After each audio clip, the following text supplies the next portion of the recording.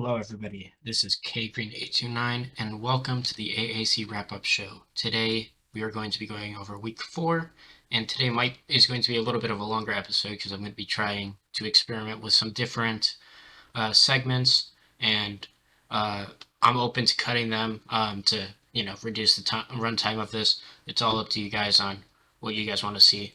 I'm fine keeping it all in if you guys think it's fine. But first, before we get any further, just a couple more things from last week. I reached out to some coaches for comments, and I did it pretty late at night, and I recorded the show that same night. So I didn't really get responses. So I have the responses now, and I'm just going to read them off at the start of the show. Coach Ace Wolf, from the coach of Tulsa, when asked about the struggles for his team so far, going at this point he was 0-3. I was asking him just what were his thoughts, and he was saying that the out of conference scheduling for him was really difficult, and he thinks that once in conference play starts, and once he makes a couple adjustments to his game planning and he figures some things out, we'll see a big improvement. Now going over to Coach Mirokin, the coach of Houston. When I asked him about his big win against number 6 ranked Texas A&M, he said, "We gave it 110%, but I'd say that our team has talent. The issue has been on the coaching side. We're trying to get our guys in the best position to succeed. Hopefully this is the start of making progress towards that goal. We're excited for the win. It's the biggest one in school history. It's always nice to take down a ranked team, especially an in-state rival." So that's all we've got to wrap up from last week. So without further ado, we can actually get into this week.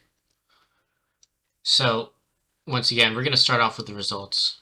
In the first game, the first slot-up was, of course, Temple at Tulsa, Thursday night game.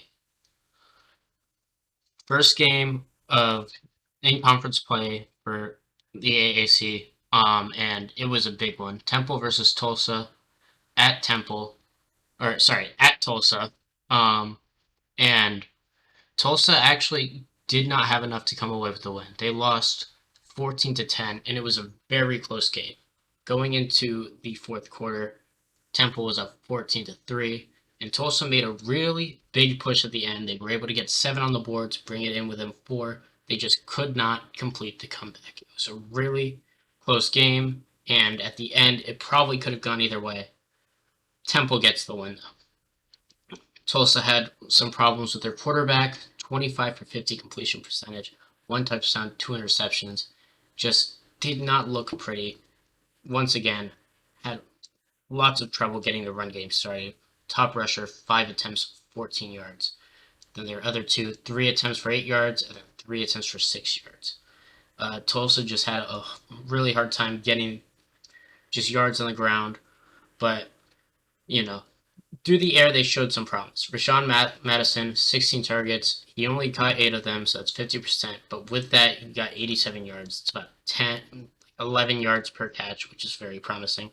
Tony Sherman, on 7 targets, made 6 catches with 46 yards. That's 7.7 yards around per catch. And, I mean, those 2 performances, like, the yards they got per catch is very promising. So if Tulsa can really focus in on the pass game, then I think that they might be able to turn the season around.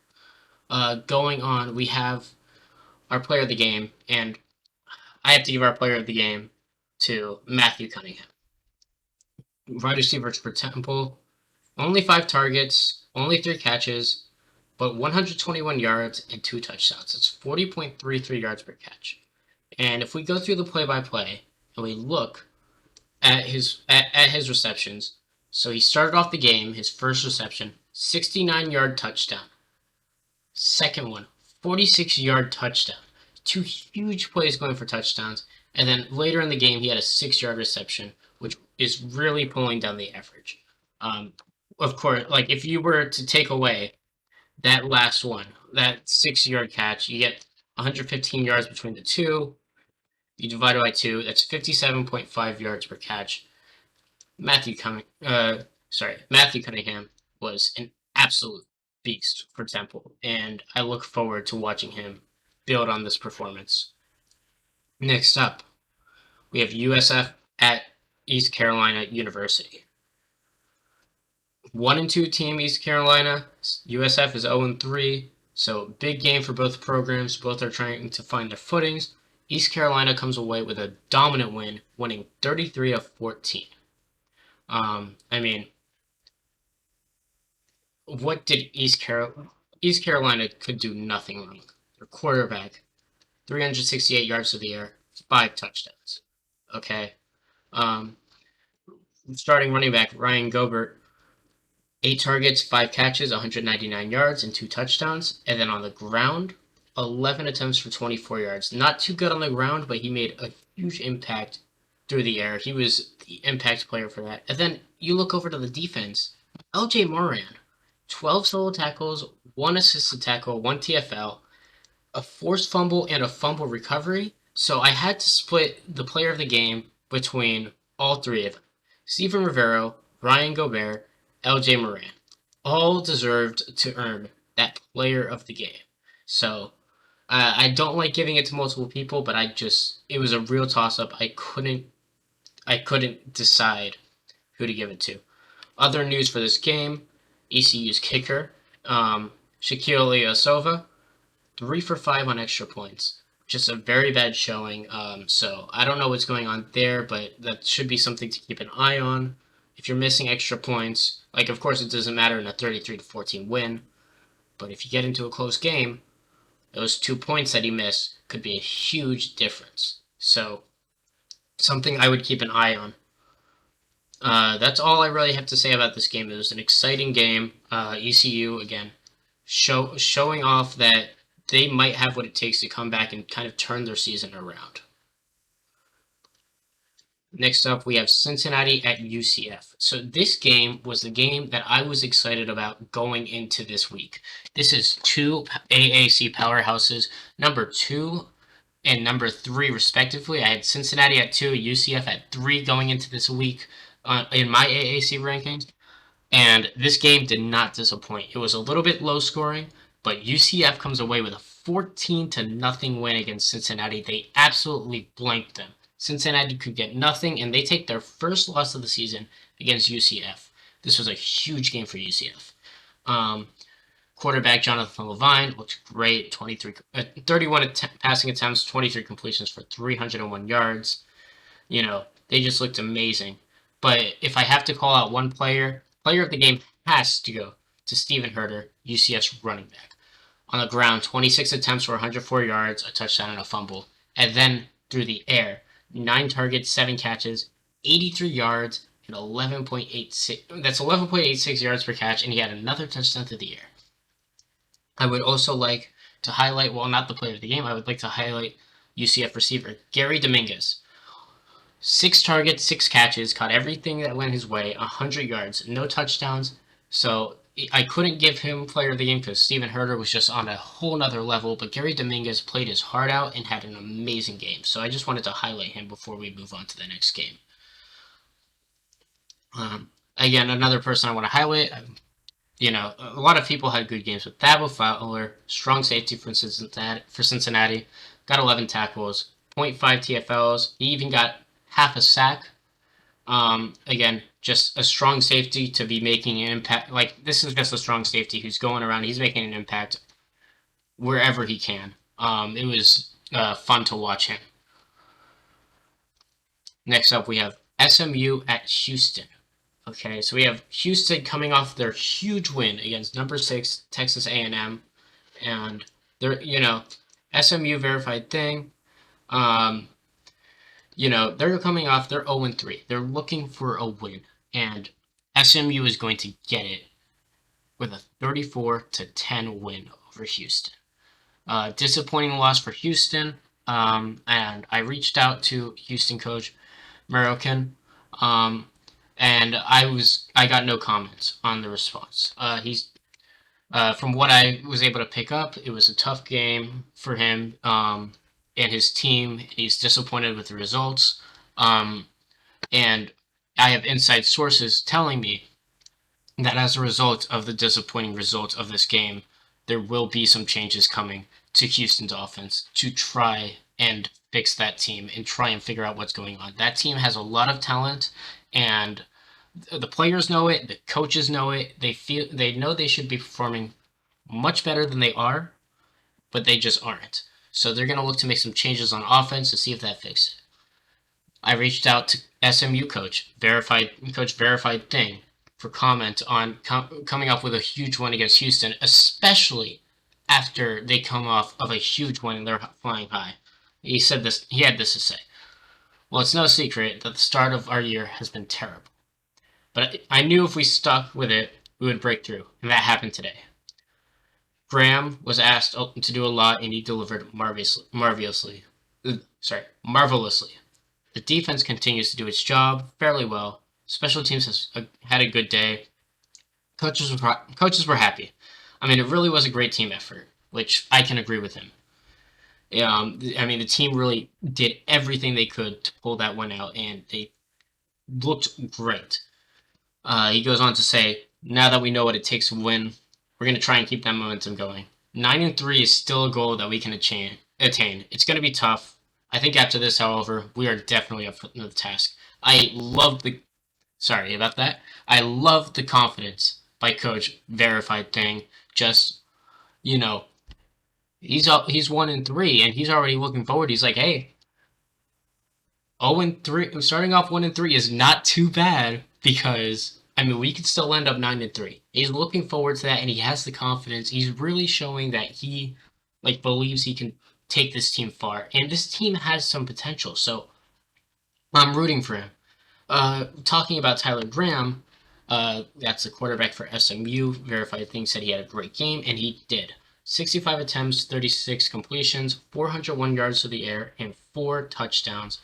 Tyler Graham just had a great game for them. It was amazing to watch, and I would have given him the player of the game, but I will get to why I didn't in just a second. I mean, you look through, and Houston had some problems.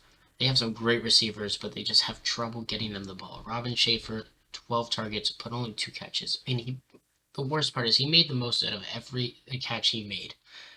In the 2 catches, he had 58 yards. That's 29 yards per catch and a touchdown. He did everything he could on the catches he made, but the quarterback is just having trouble getting the ball to these receivers. Um, I don't know what the solution to that would be, but I mean, they gotta figure something out, in my opinion. Um, I mean, that's all I really have to say. Houston's kicker, Austin Gore, though, I mean, 1 for 3 from field goal. That was, I mean, wasn't a difference maker in this game, but still disappointing. You want to see him, you know, you want to see him making more field goals than that. So moving on, my player of the game. Oh, sorry, I did do Tyler Graham player of the game. For some reason, I thought I gave it to Adam Hanton. So that's my bad. I gave Tyler Graham player of the game. 401 yards, 4 touchdowns, 1 interception, and he was sacked 4 times, but he just had a great game. Played absolutely lights out. Next up, we have Memphis at Tulane. So Tulane went into this game and they saw the scary secondary of Memphis. They have 3 really great secondary pieces: an A free safety, an A strong safety, and an A cornerback. And um, I mean, we got a little scared. So we shifted away from what was working for us with an air raid, and we kind of went over to pro. And that almost cost us the game. We came away with a win against Memphis, 20-16, but it was really close. Um, I mean, at one point in the third quarter, we were down 16-7, and it looked like we were out of this game. You look early on in the game, Adam Edwards missed. I think it was a 28-yard. I think it was 26-yard field goal. But it was, it was tough. But this team showed a lot of resilience and a lot of fight back. Adam Edwards drills a 38, I think it was 38-yard field goal. Let me pull that up. Sorry, really for the light, I'm not ready for it. There's uh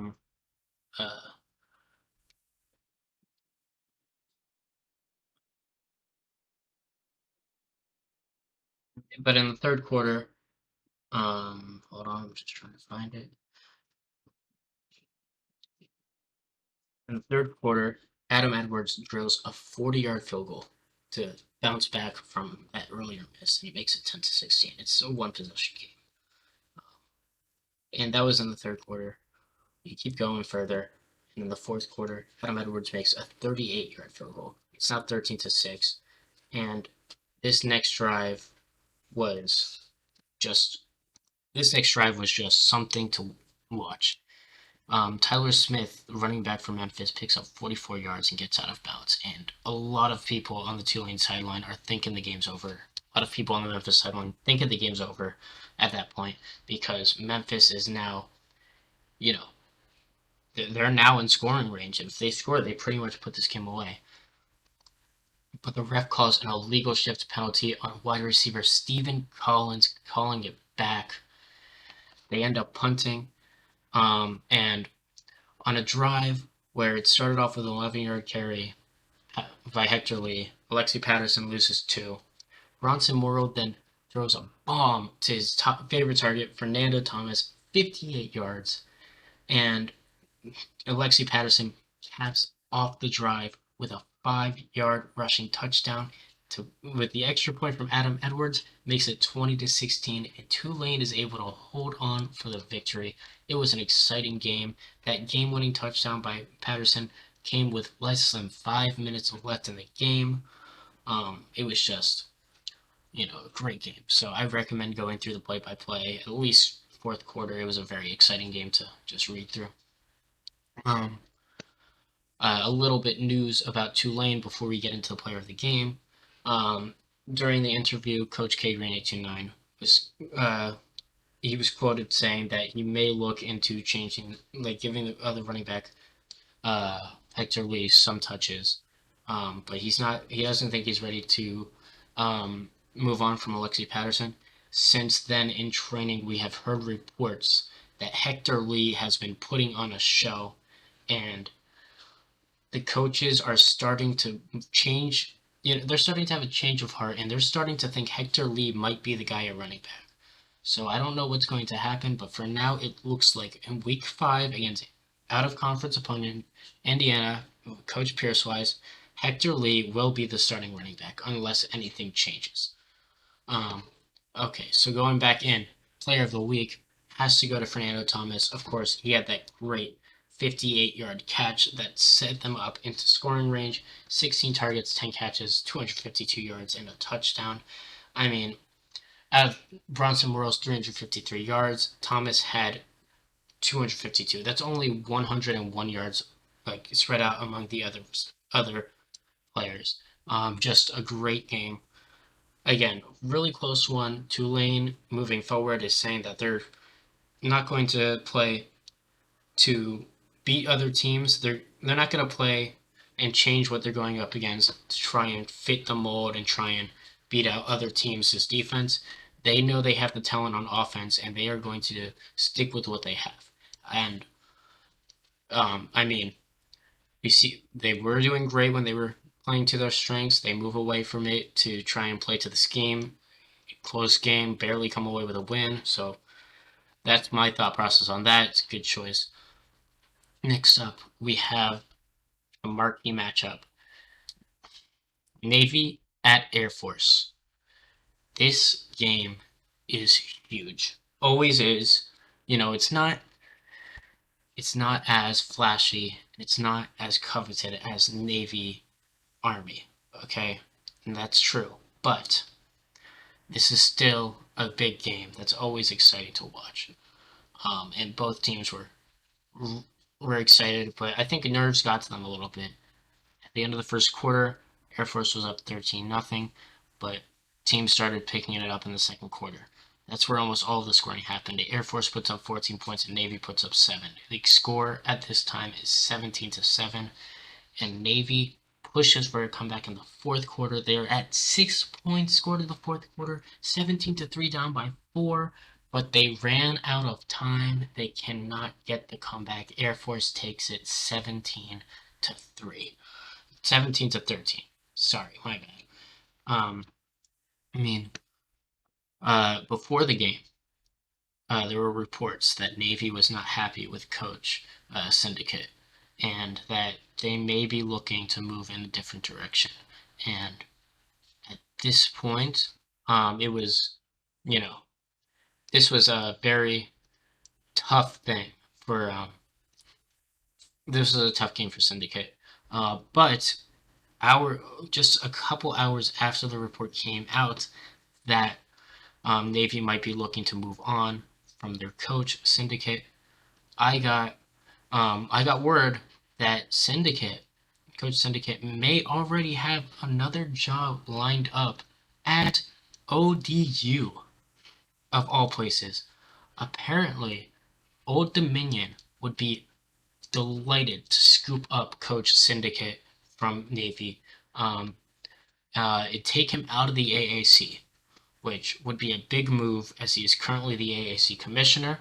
But if that's what he's got to do, that's what he's got to do. I'm sure we can find another. I'm sure the AAC can find another commissioner. Um, and if that is to happen, I want to thank Coach Syndicate for all the work. He has done a great job with the AAC. Um, so that's all I'm going to say on that for now. But I did reach out to him to talk about the moves. That's all to talk about the move. I was asking him just with all this news about Old Dominion. Um, I mean, what's your favorite part about Old Dominion? He goes, well, my favorite part of Old Dominion is actually my least favorite part of Navy. Our quarterback room is very subpar. He said he wants the ability to push the ball down the field, and like he said, ODU has that figured out. They have one of the top passing quarterbacks in the league right now. So, it's something that we can like really get going. He's looking really good. So obviously, yes, when you look at that and you see what ODU has in terms of their passing game, it's very easy to get jealous. And I know I don't blame him for thinking that that would be a great part. Um, he then went on to say that he already has ties to Old Dominion, as that is his hometown. Uh, says with my team, I plan on recruiting a better mix of archetypes to capture the identity of my squad. First and foremost, I want to build this defense. So he goes back. He's not fully committed on leaving Navy because he goes back and he finishes the question. The question I asked um was just what he plans on doing with the team he has now and the team with Old Dominion. He didn't answer for Old Dominion, but he says that he wants to build the defense. So he's still a little bit focused on Navy. Then I asked him because when you have rumors this early on into the season that your head coach is going to be leaving, it's a lot. It's pretty hard on the players. And I asked him about that. I said, how do you think the team will handle these rumors that you're on the hot seat, and especially that you may already have another job lined up? It could be very hard. Do you expect the team to rally behind you and to try and convince try and convince the team to stay with you, or do you expect them to lose motivation, fall flat? Um, he said, "Well, I want to reassure the player." I also asked him if he has any messages for the players. He said, "Despite the rumors, I've made a long-term investment to see my guys graduate and become better men. My mission isn't even remotely complete until I prove that me and my team are a winning program, and that starts with a bowl berth." So clearly, he feels he has some unfinished business at Navy, and is not pushing to get out. Um, I asked him about that. I said, "It sounds like you want to stay with the program and see them through these rough times. Do you have a message for the school or anything you want to say to try and convince them to stick with you through these tough times?" Which Coach Syndicate, in classic Coach Syndicate fashion, excuse my French, said, I'm gonna hold this bitch down like the anchor I am, with a triumph emoji at the end. Very powerful stuff from him. And then I asked my final question. If the school was to go in a different direction, do you see any players or staff members that you expect to step up and become leaders in the just for the team, for the offense or the defense? And do you have any recommendations on someone from your staff that could step up and become the head coach? And Coach Syndicate, he took a little time to think about this, and he spoke very highly of his defensive coordinator, Dixon Butts. He said Dixon Butts is a great football mind, and if he were to leave if Syndicate were to leave the program, he would love to have him on his as his DC, wherever he does go, whether that be Old Dominion or somewhere else. But he sees Dixon Butts as you know as that next head coach of Navy if the school was to go in a different direction. If anything, Souza will be a leader for the whole team, not just the defense. Um, so, some high praise for some players and some staff on that team so far. Um, but getting back into this game, our player of the game, I gave it to Donald Perkins, running back for Navy. I know it took a while. You got to remember the game. Lost 17-3, but Donald Perkins had a great game. 23 attempts, 163 yards, and a touchdown on the ground. And then in the air, he impressed some more. 4 targets, 4 catches, 87 yards. I mean, Donald Perkins was making plays, and he seemed like he really found his stride in an offense that has been struggling to find their identity. The quarterback situation in the passing game really kind of sorted itself out. Only 167 passing yards, but that's on 24 attempts and 16 completions. Benny Ramirez had a pretty good game, and it looks like this team is finally starting to figure themselves out. So I look forward to seeing them see this through and moving through and just trying to figure out what's wrong with this team. Now, let's get into my rankings. So, again, like last time, I'm going to show the top three in reverse order 3, 2, then 1. Then we're going to show the entire rankings. We're going to talk about it. So, the number 3 team I have in the AAC with a 3-1 record. They are 0-1 in conference play. It's Cincinnati. They had a bad game against UCF and they had a loss, but they are still 3-1 and they're still one of the better teams in this conference. I have the loss dropping them down from second to third from last week. It's just moving forward. I plan to have graphics on like changes. I just didn't think about it until now. But I see Cincinnati as a great team, and think they're going to bounce back. They just had the unfortunate situation of going up against another top AAC team at the start of conference play. Now, second, this team is the only undefeated team left in the AAC, coming off of a close win. It's Tulane. I have Tulane moving down from first to second. They had a pretty bad showing, but I'm not moving them down because of that. I'm moving them down not because they did anything wrong. I'm moving them down because the team in first did something right, and you already know who it is. It is UCF, coming up with a huge win against in-conference opponent Cincinnati. I mean, anytime you can beat a top opponent, a top team in your conference, that's a huge boost. And I mean, to beat what I had as the number 2 team in the conference, I don't care what the number 1 team does. That's going to propel them forward. So UCF at 3-1, 1-0 in conference play, I have as the best team in the AAC right now. Now let's get into the full rankings.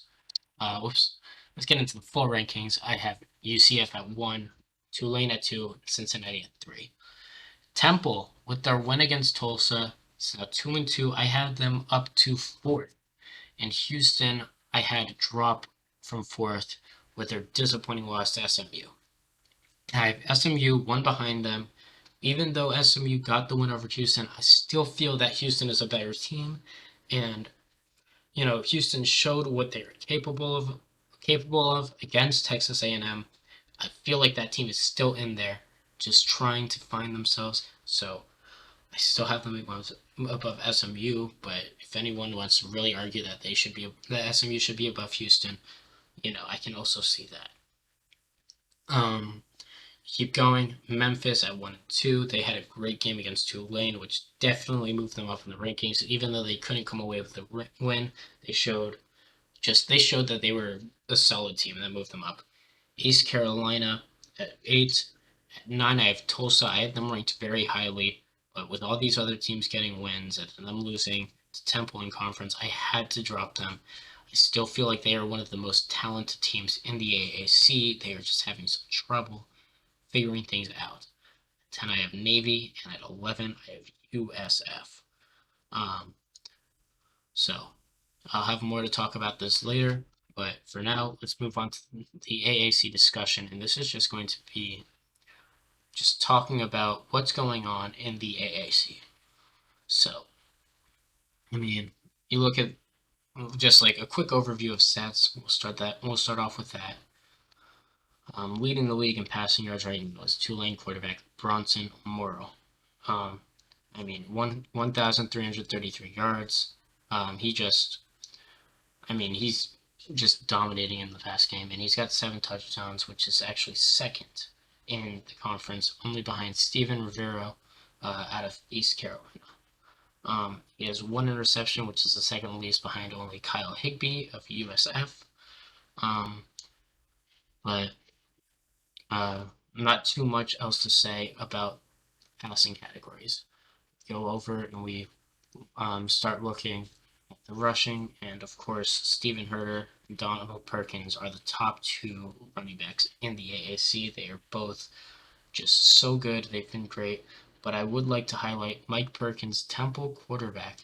285 yards. He is currently 6th in the has the 6th most rushing yards. But he has the highest rushing average with 7.13 yards per attempt. That is really good. Mike Perkins has been doing great. So hats off to him. Going into receiving, Tulane leading the conference in passing yards, has the top 2 receiving yards. Fernando Thomas with a huge lead at 1 with 709 receiving yards. And following him is his Tulane, is on the other side of the field, Tulane receiver Travion Love with 412 passing yards. Then you have Denzel Green out of ECU with 366, and then Andrew Jack, Memphis with 352. Andrew Jack is really nice because he's a tight end. And then again, Ryan Gobert, running back, 317. So you have number 4 and 5 on this list as non-receivers, which is very exciting to see. Moving on, just going to the team stats update. If you go to the AAC, total offensive yards, leader is Tulane with 1,701, followed up by East Carolina, Cincinnati, Memphis, and Temple. I can keep going down the list. And then total yards allowed, UCF has the best defense in the AAC in terms of yards allowed with 899. Highest scoring offense in the AAC, Cincinnati with 84. I'm just kind of speeding through this because I don't want to keep it going for too long. Best defense, again, UCF, only 16 points allowed. Tulane has the most passing yards with 1,333. Least passing yards allowed. Again, it's UCF with only 393 passing yards allowed in 4 games. That's less than 100 yards passing yards per game. UCF has one of the best defenses in the conference. They are insane. Rushing yards, Houston leads with 659. In yards allowed, Tulane has the best rushing defense, only allowing 310. USF with 10 turnovers, closely followed by UCF with 9, are the 2 best defenses in terms of turnovers. And to finish up this, just going through stats, we're going to talk about the Heisman watch list. We have 2 members of Tulane on the Heisman watch list. And just doing another quick sweep, but I'm pretty sure that's all we have. Yes. So we have Fernando Thomas make it stay put at number 10 on, but after a week where Bronson Morrow took a back seat, didn't pass too much, he dropped from 3rd in the Heisman watch list to 12th. This is something that he's going to go back to passing more, so we might see his number jump up a little bit more. but we're not sure about that. Now let's get into recruiting news in the AAC. So we saw the first week of like actual recruits without affinity bonuses committing, and the AAC made out pretty well. Tulane signs their top prospect, Jose Hernandez. Tulane gets their top guy, Jose Hernandez, 5-star outside linebacker, 47% chance to commit. Yeah, not too much to say. Just they went all in on this guy and they got the win. Houston. Houston was in for free safety. Edward Martin had a 55% chance, and they lose that to LSU. 5-star free safety. That was a disappointing loss. I know that I was looking at Tulane. I was looking at a cornerback that went to West Virginia, but I ended up not really putting any points onto him, so not too big a loss for me. So I don't mind that. That's not really noteworthy. We have the two Navy commits: 4-star offensive tackle Christopher Giles, 4-star quarterback King He. Those are both huge, huge, huge commits to Navy. I mean, they were, from what I heard, those were the top two prospects for Navy. So again, you know, huge commit. Navy is certainly happy to have them. About to get down to the creative recruits. The collude button just showed up. I am not going to press that. Um, and it's gone. And other recruiting news, Coach Syndicate, coach of the Navy, has pressed the collude button. Tulane and Tulsa sent out a lot of offers, and Tulane actually used up all of their offers, and they have gone on record saying that they instantly regretted it. Um, now, we're going to have a different segment here.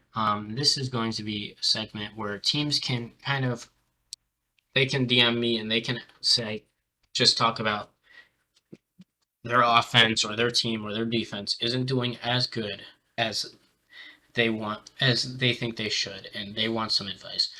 While I might not be the best advice, I am happy to help in any way that I can. So, um, you know, for the first week, I picked probably the biggest shock. Um, I asked for permission before I did this. I reported my findings. So I got permission just to get that out of the way. I picked the biggest disappointment in the AAC, and that is Tulsa. They are 0-4, and nobody knows what's really going on. So I tried my hand. I just kind of wanted to take a look at if I can try and figure out this puzzle that is Tulsa. And here's what I got. All of the best guys on their offensive line are pass block people. And they have some great wide receivers, especially Tony Sherman, who is, the star. I thought that air raid would make the most sense. And then that's enforced even more by their starting quarterback, Marquise Ecule. I don't know how to pronounce the name. I apologize for that. With 61.15 completion percentage. So he's doing pretty good. I think there might be a little bit of a problem with the pass blocking. So if they just go full on commit to the air raid and pass blocking offensive linemen, I think we will see a big difference in that and get them going. The offense has scored 61 points, which while that's not great, that's about 15.25 points per week, which is a little bit respectable. I feel like the defense is the biggest problem. The offense is, it's getting there. They're trying to figure it out. I don't have too much to say on that though. The defense, I had a lot of things that I kind of talked about. This is without really like looking into who they were starting. Just kind of my observations on what I would do given this defense. So again, I said defense was the biggest problem. You look at it, Tulsa's defense has led up third most total yards in the league, fifth most rushing yards. The passing defense is not much better. But you go through it and you start off with Steven Jenkins as an outside linebacker. He is locked in as a starter, in my opinion. He is just, uh, I mean, he is the best outside linebacker they have, so he 100% is going to be starting no matter what. Left to right, whatever you want to put him. He is, in my opinion, he has to be on the field at all times. An outside linebacker, he is locked in as a starter, in my opinion. He is just, uh, I mean, he is the best outside linebacker they have, so he 100% is going to be starting no matter what. Left to right, whatever you want to put him. He is, in my opinion, he has to be on the field at all times. I thought that it would be, interesting to give freshman Urson Blanding a chance, because again, pass defense has not been great. Urson Blanding is by far the best coverage linebacker that he has. The C zone coverage, C man coverage. While he does have his drawbacks, and by does have his drawbacks, I mean he has a lot. He has D agility, F speed, F tackle, D strength, D pass rush, D defense, and D football IQ. So this is somebody that has a lot of room to grow, and I really hope he can. But again, he is somebody that can make a big impact on passing plays, being in coverage. Alternatively, Tulsa can go in to stop the run, and in that case, um, it wouldn't be smart to play Ursa Blanding. It would be more smart to play Ariel Heathcock, who has B run defense, and while his zone coverage and pass rush are bad, you know, I it's understandable. Duron Mott is there too. He is the better. He is the second best outside linebacker that this team has, and he's got some good pass rushing, rush defense stats. So again, I see him as an option if you want to. He's a better option. Not as good at run stopping than Heathcock, but has a better pass rush. So he's a more balanced version of. He's just a more balanced guy than Heathcock. Either way, like I said, Steven Jenkins, 100% going to be a starter on that team. Now, I could see Tulsa working with a 3-4 or a 4-3, but before I go into, 3-4 versus 4-3, let's just take a look individually at each one. So if we were look at the 3-4, which Tulsa's running now, um, their inside linebacker, they would have two. All right, and I think Jarrell Brown would be one of them. I mean, best inside linebacker they have. The second one would be Jordan Virgin, who again is he's not so great in coverage. Jarrell Brown is like more of that coverage guy, and Jordan Virgin not great in coverage, but he's great at pass rush. He's great at rush defense. He's got great strength and tackling. So he's somebody that can, make a big impact. And then you look at Trevor Hauska. He's just like he's a little bit worse than Jarrell Brown, but since Jarrell Brown's a senior, Hauska is probably going to step in next year, and um, you know, both him and Virgin are both sophomores. They're so they'll probably be that inside linebacker tandem for them. Then again, I can see Jacob Onwasar. Sorry, there's a lot of difficult names here. Stepping in, he's C overall right now. We got A minus potential. Was redshirted this year. Um, Moving on. They have one guy to stop the pass, and the run equally. They would have to go, and that's I feel like an obvious choice. It would be Adrian Mitchell. He's the nose tackle, defensive tackle. I mean, he's not great at pass rush with only a D, but he's a beast in run defense. Um, Again, I feel like maybe having like if you were to run 3-4, maybe having a split starter between Adrian Mitchell and Zach Hicks, since Mitchell is a great nose tackle and is great in terms of like stop getting in there, disrupting and stopping the run. Zach Hicks is more of a guy who can, he can still make an impact on the run defense, just not as much, but he's got better pass rush, so he can come in for for games where you think the opponent's going to pass a lot.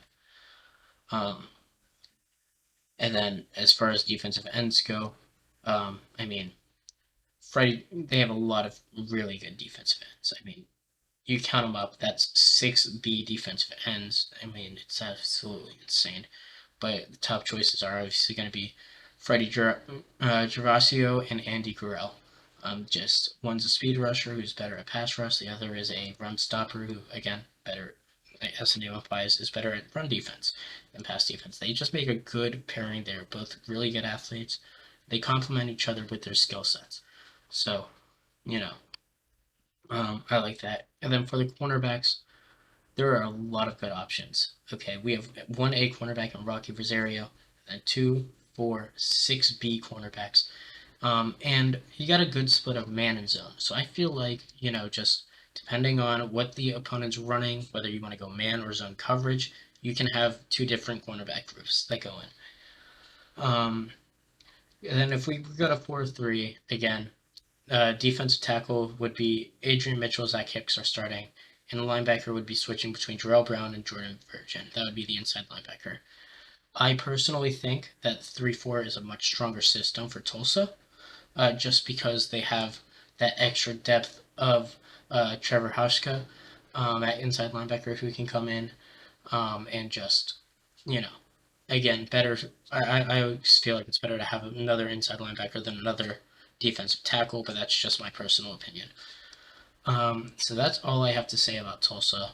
Um, so again, if you want to be the next team on this segment, just DM me. I can go over your team and I can include you for next week's thing. If you, I mean, and I'm very flexible. If I find something and like I will send you the script, like my loose script beforehand, and I will talk to you and I will say, this is what I found. If there is anything that you think I shouldn't include, or you think that like is too revealing, let me know. Um, I'm 100% flexible, and like I don't want to give away what a team is doing from this. I'm just doing this to try and help out some teams in the AAC, and then maybe I can even do some non-AAC teams in like a written post, but or even just DMing them. So let me know. I'm very flexible with that. And before we wrap up this show, we're coming up like almost an hour. So again, I apologize for it being longer. Before we wrap up this show, we're going to take a look at next week's games. It's week 2 of 8 conference games. And we're going to start off Cincinnati at USF, playing one third ranked team in the conference, playing what I have as worst team that is the worst in the AAC. USF, it's a big chance for Cincinnati to bounce back. UCF is playing SMU, and for Coach Verified thing of SMU, this is a huge game for him. UCF is, in my opinion, the best team in the AAC right now. If SMU can come away with a win against UCF, that'll be huge for them for their season going forward. Temple is on their bye week, so they will not have a game. East Carolina also on their bye week, as well as Memphis and Navy. So we have 6 teams on their bye week. The other 2 teams on their bye week is Houston and Tulsa. So the only teams that are going to be playing are Cincinnati, who's playing USF, UCF, who's playing SMU, and Tulane, me, who's playing Indianapolis. Because we have an odd number of teams in the AAC. Tulane will be playing an out of conference game, so I will be going up against Coach Pierce-Wise of Indiana. I look forward to a great game. Um, you know, I look forward to a great game between that, and I see myself being able to jump up into the rankings as a little bit more as the AAC is not that highly touted and not that highly ranked. Um, Going up against a team in a Power 5 conference, big opportunity for Tulane. So I feel like the Tulane and SMU's have the biggest weeks for next week. And then Cincinnati is also up there. Cincinnati because they have a chance to bounce back. Me as Tulane because, just going up against a Power 5 conference team. SMU because they're playing one of the powerhouses of the conference. They can make a real statement and really build off what they had this week. So that's all I have. Oops, I accidentally moved something, so you can see a small shift at that point. But that's all I have for this week. Again, I'm sorry for the longer episode. It's about 55 minutes, almost an hour. If you don't watch the whole thing, I don't blame you. Feel free to skip around. I'm gonna say something like that when I post it. But thank you for joining me. I will see you guys next week.